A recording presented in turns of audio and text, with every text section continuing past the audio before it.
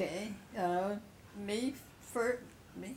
Okay, we're both from New York City. Eddie's parents were born in New York City. My mother was born in New York, and my father was born in Lithuania.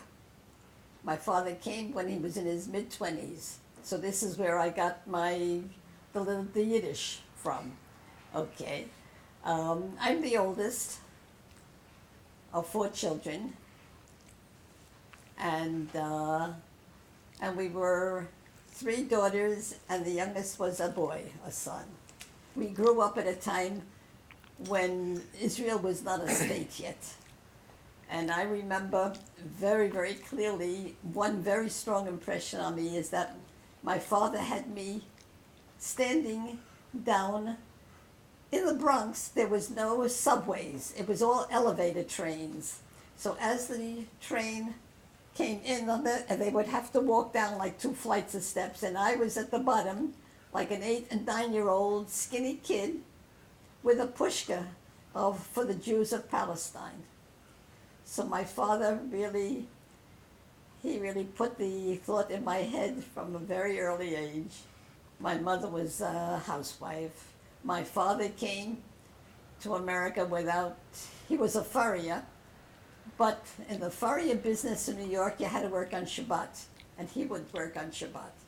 So he went into his own little business, which was a very hard business, physically hard.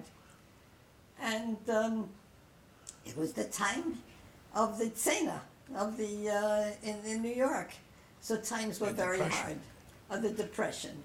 Times were very, very hard then. And it was a struggle. Me being the oldest of three daughters, and so I became self-reliant. In other words, I babysat and I bought material. I would never buy clothes. I bought material to make clothes because that was much cheaper. It was also nicer because it was my own taste. It was a time without television and with a time without any of these things, and we were all kept so busy. It was a happy time because there was roller skating and we played ball and we cut out on paper all different kinds of designs. In other words, arts and crafts was important. Physical activity was important. We didn't know from sitting and just at the computer. There was no such thing. There was not even television. In fact, when I was growing up, there was not even a refrigerator. It was just a big block of ice in an ice box, and then every night you just had to take the water and pour it out. The Jewish holidays and the Shabbat was very strong in my life. Okay, my mother was American born, so she didn't take it as seriously as my father because he came from a shtetl in Europe. But it was very nice. So I went with him to Beit Knesset. He was a Kohen. There weren't many Kohanim, and he was a Litvak, not a Glitziana. And at that time, it was an important factor. Anyway, he also had a great sense of humor. So between the fact of going where it was very merry in shul, it was always a fun time, and that he had the sense of humor, I had a great background, as a great childhood. My mother was busy in our house because it was the time of Depression. Money was very scarce. So in our house, we were a set of parents and four children. A grandmother and two uncles lived in the apartment. So my mother was very busy, really didn't have time for anything. And I, being the oldest, I was really, I took on the fun time, really, in other words, the fun side of things. I didn't even know that we were poor. It never occurred to me. Everybody else was. I grew up in the Bronx, and our family was brother and a sister, and my father was a jolly guy. He really liked doing things for other people, and at a very early age, he developed a sickness that prevented him from working. And it's a very interesting story that came about.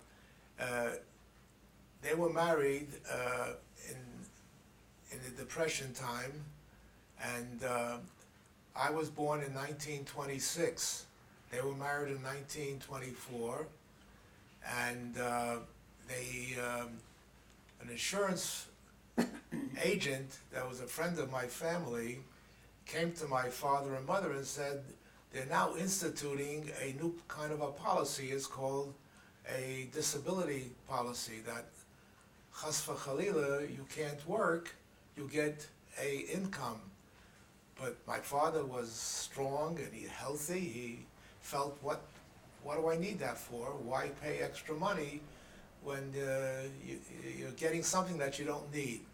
But the insurance man said, you know what, I'll pay the first year's premium, and after that you decide what you want to do. Meanwhile, you have the coverage.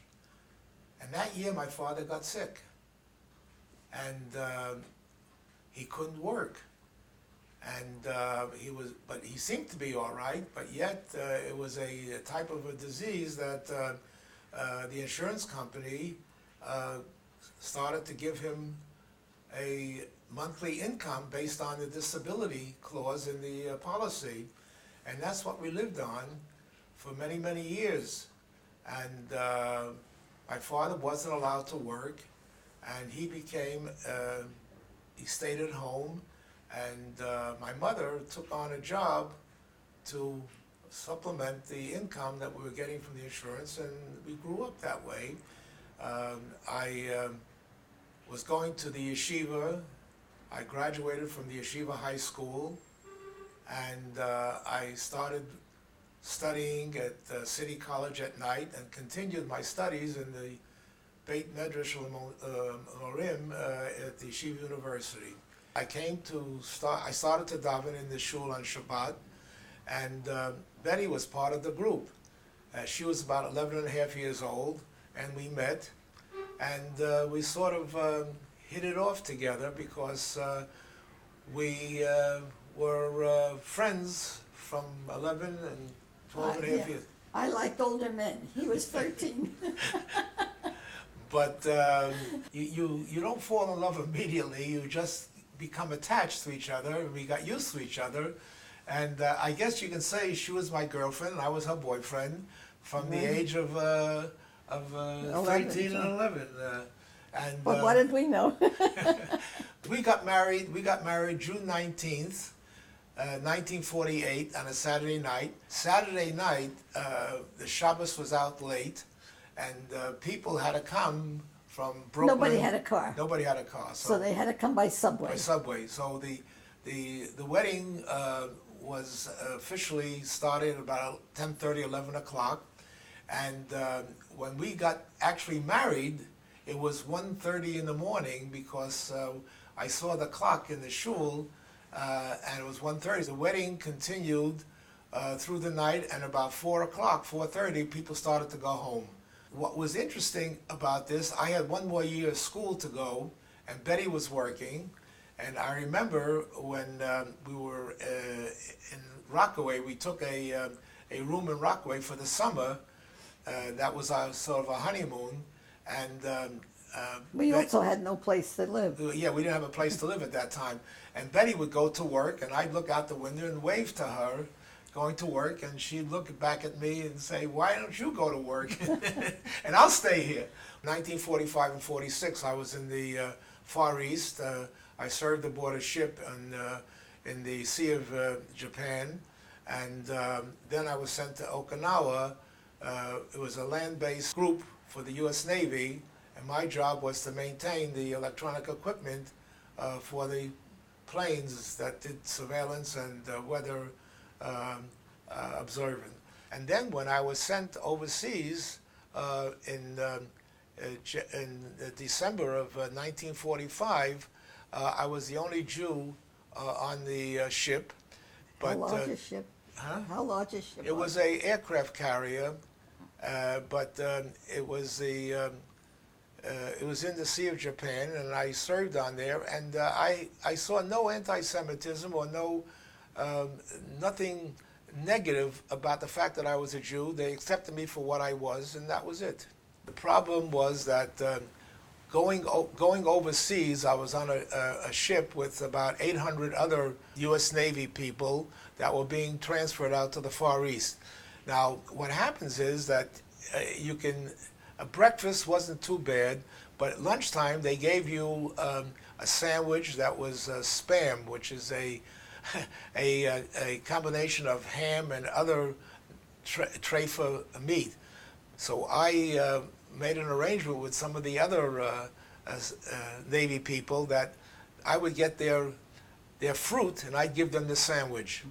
And that was the way I was able to do it. But it was very difficult, very, very difficult with the food situation. In 1949, the electronic companies weren't hiring Jews.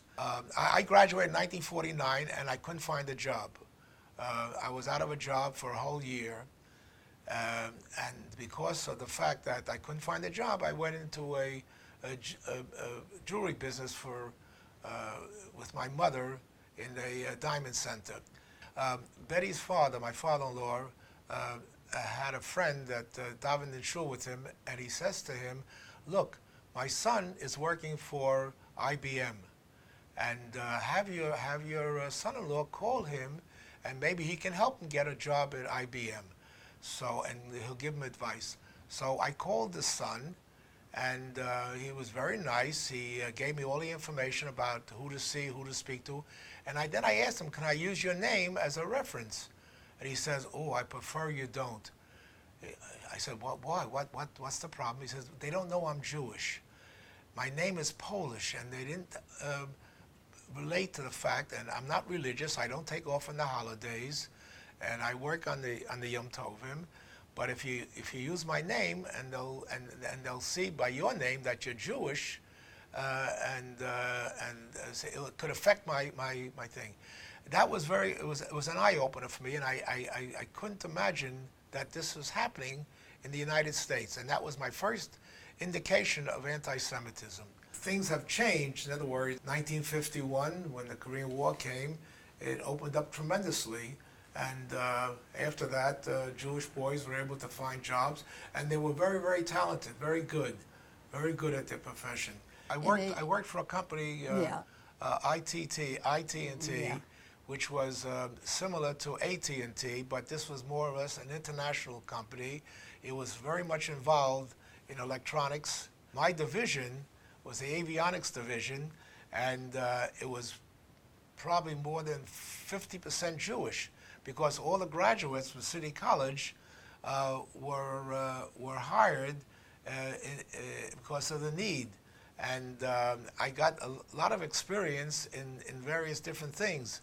And one of the jobs that I was involved with was a job in the Bahamas on an island called Andros Island. It was a testing range for underwater warfare, submarines, missiles being shot out from the submarine going Same up in the area air. where 007, where the movies were made. Yeah, exactly. Yeah, because it was very clear and very deep and flat under the water, under the water.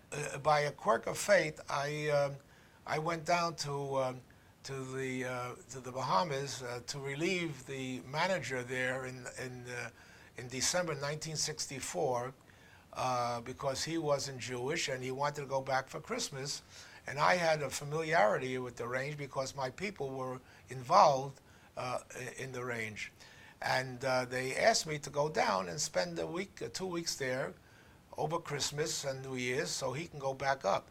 I went down there for the 2 weeks, and lo and behold, the U.S. Navy said they don't want the manager back, they want me to stay there. They seem to have taken a liking to me and my approach to working with them. and they asked me to stay on there until they can find an adequate replacement. That was for 10 months. So I was Yeah. there. I was there Yeah. for Yeah. almost 11 months, 10, 11 months. But I used to come home every 2, 3 weeks for a Shabbat. Tell them what we ate. Oh yeah. What happened was because my company knew that I ate kosher and I didn't eat. We were taste- three couples. Well, I'll go Yeah. to that first. So Yeah. they said, look, because you're down there, you can bring down kosher food. So I ordered from a company in New York, airline food that was kosher, it was frozen, and we had a commissary there that had a very big freezer and refrigerators. So they kept the food frozen, and then every day they'd ask me, do I want roast beef? Do I want chicken? Do I want frankfurters? Of course, they had all different kinds of meals there. And I would tell them, they would take it out, and they would heat it up. It was double wrapped, and they would give it to me for supper. Now, what happened was the summer was coming around, and the company said, look, we want you, and there were 2 other Jewish engineers there, religious engineers that were working on the range. We want you there over the summer to stay there full time. What do we have to do to get you to stay down there? So they told me, take your wife down there, let her look and see, and then we'll make a decision. So on Pesach, right after Pesach, I took Betty and we flew down to Miami. There was a plane assigned to the project, so the plane was a 4-seater Cessna plane. So Betty and I flew over to Andros Island, and it was very interesting. Betty was sitting in one of the seats. I was sitting next to the pilot. And as we were approaching Andros Island, Betty saw that we're both looking out the windows, checking what's going on around us. So Betty says, what's going on? Well, the pilot says, there's no airport here. We land on an open stretch of road. And Betty checked out the area and everything else, and I showed her the hotel. And there was a house next to the hotel, and I said, we can have this house, and we can put the 3 families in there. Well, I was there for the summer, and I had 4 children to bring up. And in other words, I took over. I took over as far as for that 10, 11 months that Eddie was away.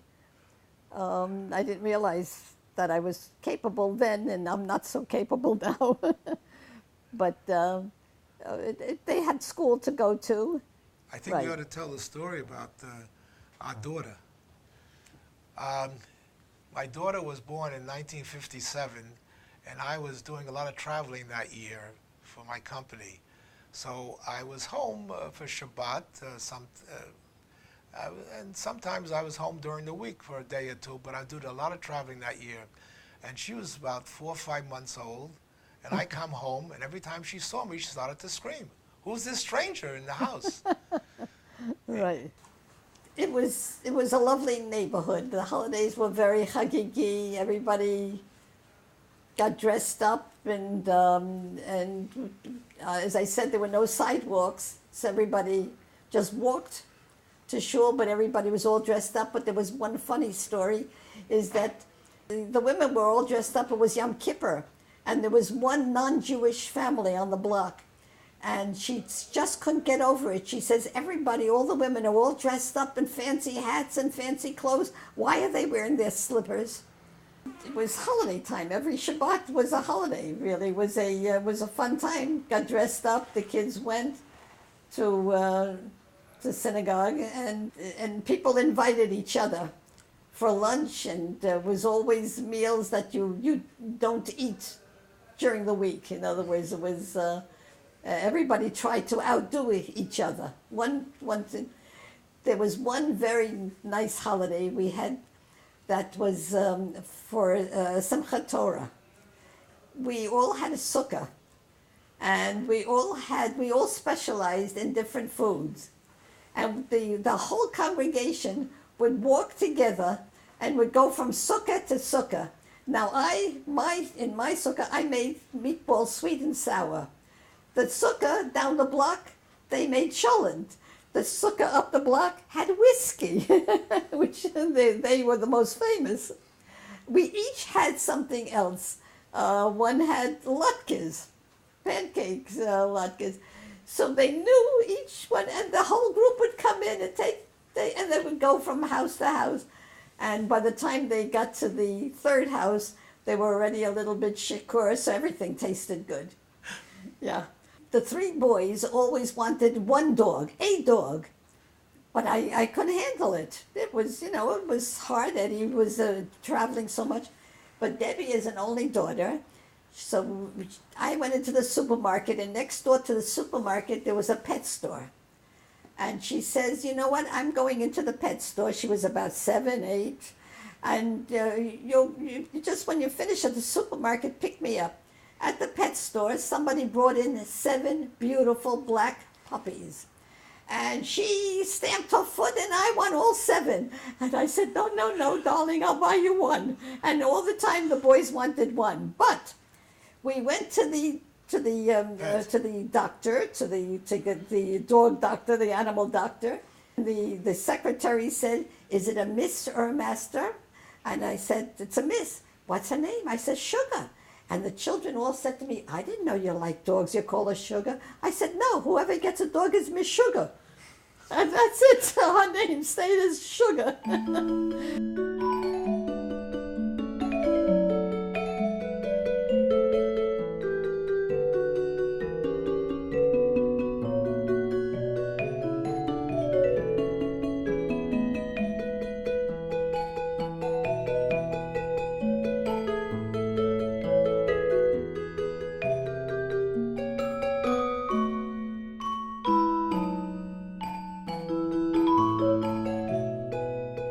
Betty and I felt very strongly about the state of Israel. Her father was an ardent Zionist. My parents, my mother, and my grandparents, my father were also very interested in the survival and the creation of Israel as a state. I called a number in Manhattan as a shagrirut that Israel had set up there and inquired about going to Israel. I was a graduate engineer, and I thought they'd be very happy to get an engineer there. And after my interview or speaking to them, they said, you'll be more of a burden to us than you can help us because you have no experience. What they were looking for at that time was plumbers, was carpenters, was electricians, was masons, or people that can do building, farmers. I had no experience.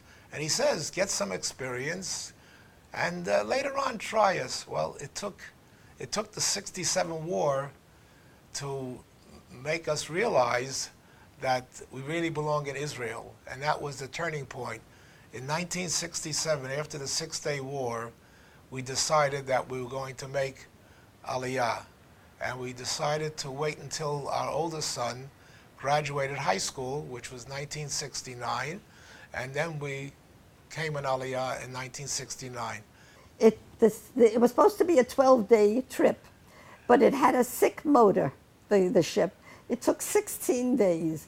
In the Atlantic, we were all, except Eddie, because he was in the Navy, we were all seasick.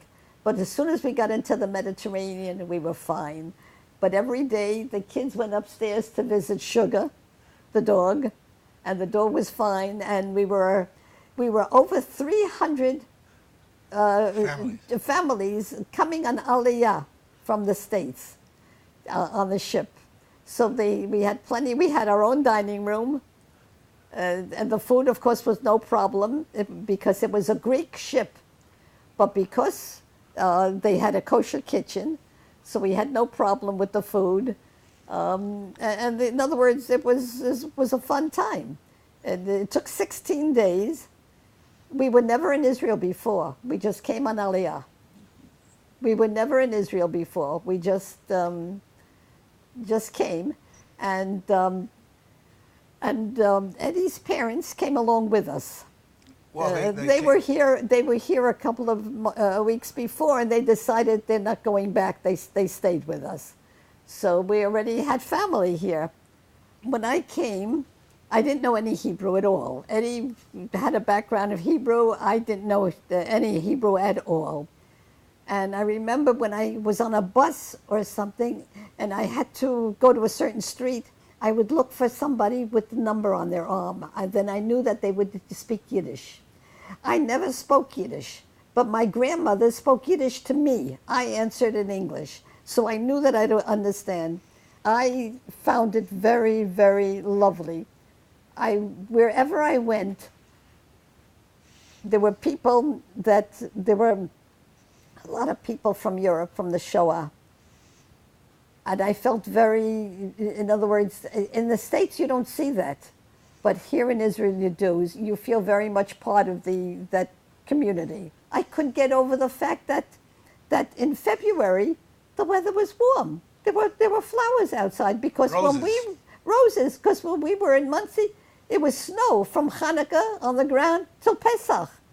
I thought it was one of God's miracles that there were flowers around. I think you ought to tell them the story when you volunteered to work at the soldiers. Oh yeah, Betty was a volunteer at a soldiers where they took lessons. And they served supper there. Yeah, they said supper, and the supper was chavita and a salad and then coffee or tea. Anyway, this was at the very beginning, and a friend of mine, she pulled me in because she was a long-time resident. She pulled me in, and when I asked the soldier what he would like, and I made a mistake, and I said, would you like a chaticha? Or, anyway, the whole place, okay, so I learned that instead of chavita, okay, so I learned that. The other thing is that for me made a very big impression came the Yom Kippur War. And I had a friend of mine whose husband was a professor at the Technion, and she said to me, am I willing to take we had a station wagon, am I willing to drive up to the Golan? Because this was a shock, the young soldiers there. Would I go there? And I said yes. And we packed it up full of hummus and pitos and wine and cake and all that, everything that we could take. And I drove up to the top of the Golan. I was almost in Kenetra. Kenetra was right across the border. There were 2 more. They allowed women to go out, and then they stopped because it started getting... They're shelling again. But this was an experience for me that made me feel I'm all Israeli, and in other words, And then I wrote to a friend of mine, because then there was no telephones available. I wrote to the friend of mine, and I told them where I was. He sent me back a check of $100. He says, the next trip is on me. So the next trip, they wouldn't allow anymore to up north. So the next trip was to Jordan. I sent Debbie. Debbie was 16 at the time. Debbie went with her friend and her friend's father, and they went to the border of Jordan with the $100 full of food that this friend sent me. The Yom Kippur War was very, very hard. I don't have to tell you. My father was going to come visit, and I even wrote to him, and I told him, don't come, because the whole mood of the country was very sad. I became an Israeli. I really did, because when it was the hardest war. They say it was the hardest war. We would never hear it before, because we came after the 6-Day War. This was our first war, really. But in other words, I took it personally. I took it to heart. 5 years ago, when my son said he wanted to be bar mitzvahed, I suspected that what he really wanted was a big party. I never dreamed we'd end up at the Western Wall. But when my son said, Daddy, I want to learn what it means to be a Jew, then I knew we'd have to come to Israel. El Al is more than the airline of Israel. El Al is Israel. When we decided to go in Aliyah, I didn't make a resume, but I had told my cousin who was living here in Israel that I wrote to her, and I told them we're coming on Aliyah, and she mentioned it to somebody she knew at Israel Aircraft, and they called me based on the fact that I was coming on Aliyah, and they wanted to meet with me, and then somebody else mentioned it to the people at Elron that there's a new engineer. Oh, what happened was we had a very good friend living in Muncie who made Aliyah in November of 1968, and he went to work for the Elron Corporation, and he was at a meeting when Mr. Galil indicated they need an engineer to do this, and this. And he says, oh, I have a friend that's coming on Aliyah next year, and he's exactly what you're looking for. It was just something. So I got a call from them, and I met Mr. Galil in 1969 in January, and he offered me a job based on the fact. Now, because I wasn't looking for a job, the job found me. In other words, I was offered jobs by 4 companies: Israel Aircraft, AEL it was from Philadelphia, that is situated in Israel, and Elron and Motorola. But I took the job with Elron in Haifa because that was the most challenging, and because there were friends of ours living in Haifa at that time that made it easier for us to make Aliyah because we had friends living there right then and there. When I retired in 1992, I decided that I would work with the Hamamot, the incubators for New Olim, to help them. They want to start a project, and I had a lot of experience in doing that. I worked, for the Elron group. So I became a yoetz, a consultant. Betty, at that time, volunteered for an amutab, a charity here in Israel called Ezra. And it was started by South Africans. It's English Speakers Residents Association. But they worked with the children, Olim Chadashim, and helped out in the schools and this and that.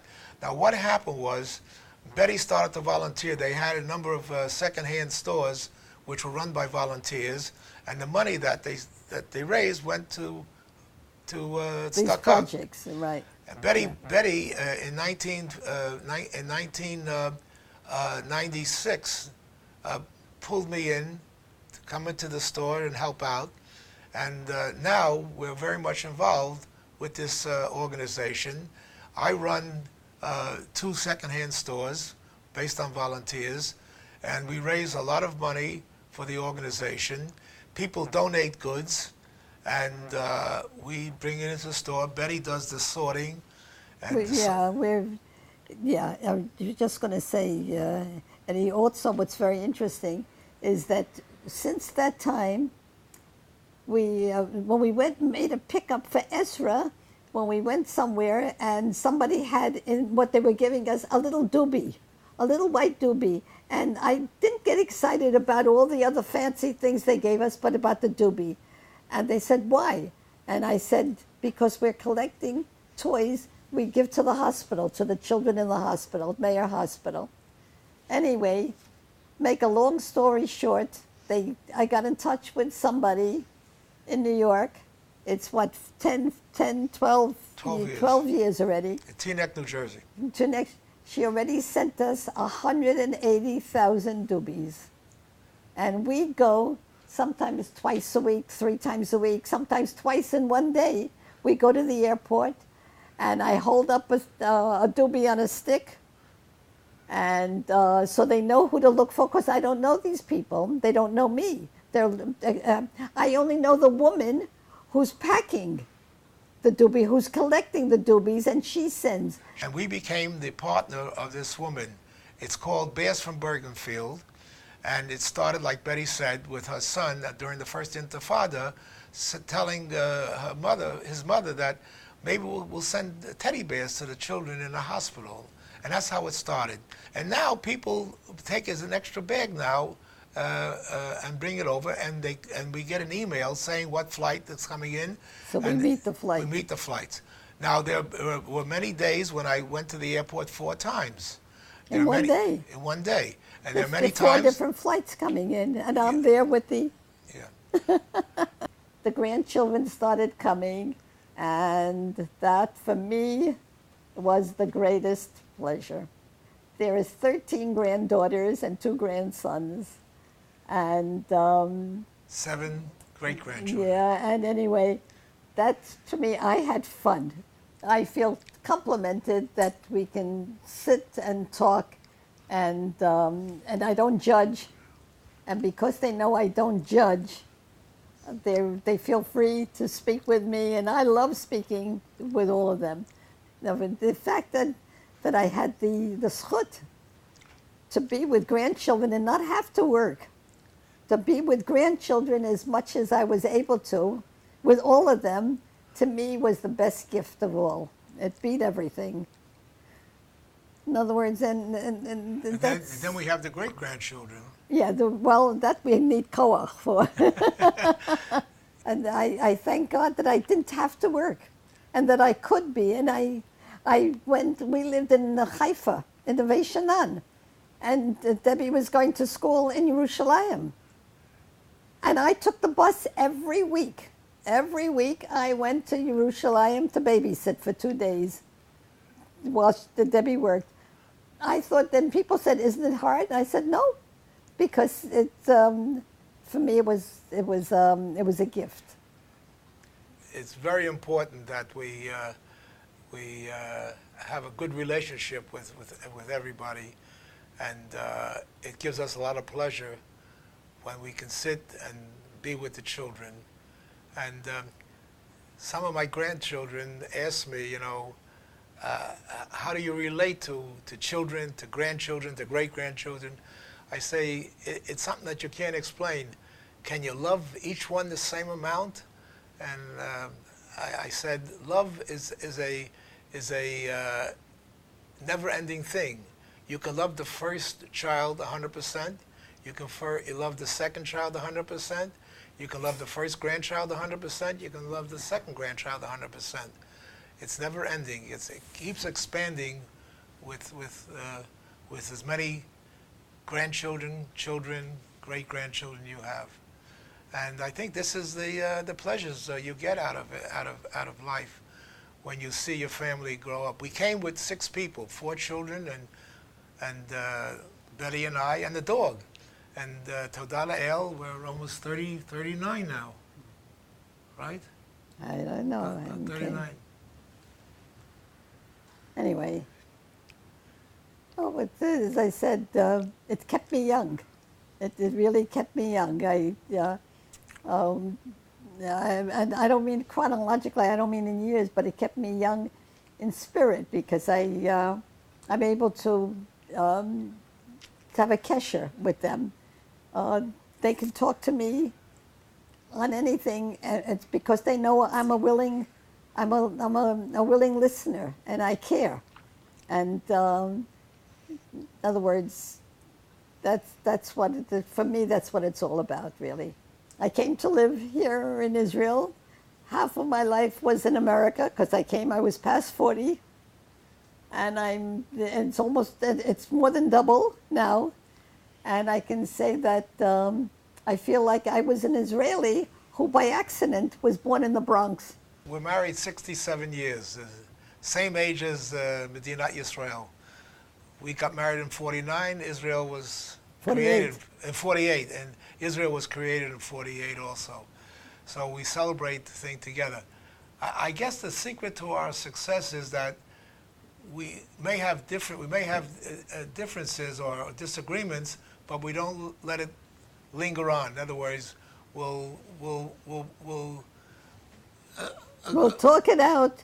If we have to yell, we'll yell it out. In other words, just like in a normal way of living. I think in a way, she's my best friend and I'm her best friend, right? Yeah, right. Because a best friend you can tell off when you don't agree with him.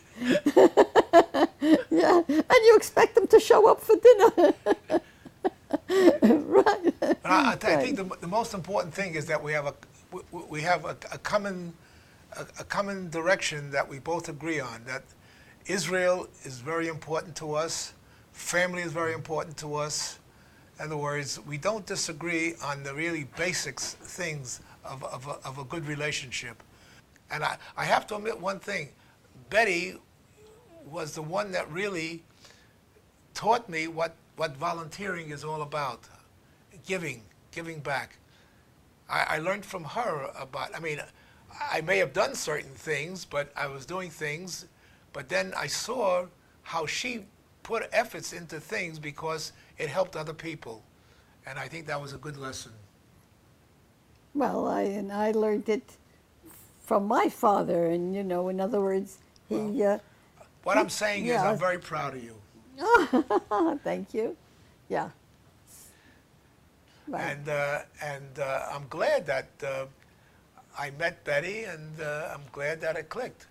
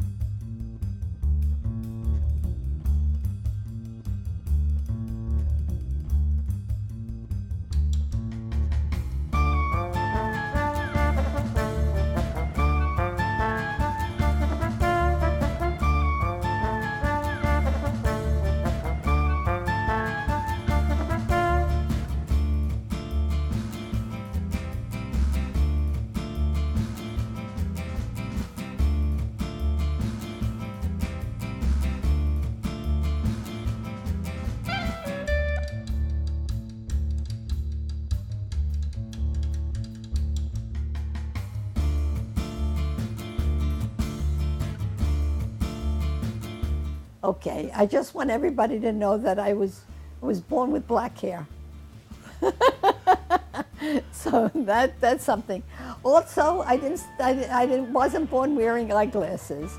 So, but I have my own teeth. So that's something. That's good to know, right? Okay. Thank God that we're healthy and we're strong. And even when I work in the store and we sell clothing cannot be sold, and we put in bags and we sell it on the Mishkal, recycle. I'm able to take a bag after all these years, a 5-kilo bag. I'm able to pick it up and play with it basketball. And not many people of my age, but all these years and all this volunteering work has given me strength. In other words, it's given me strength mentally, physically, and emotionally, and it's really, it's been a blessing. I have to just say that if I had to give advice, as you grow older, get involved with, keep busy and get involved with tzedakah work, because it makes you feel good in your heart and in your head. That's it.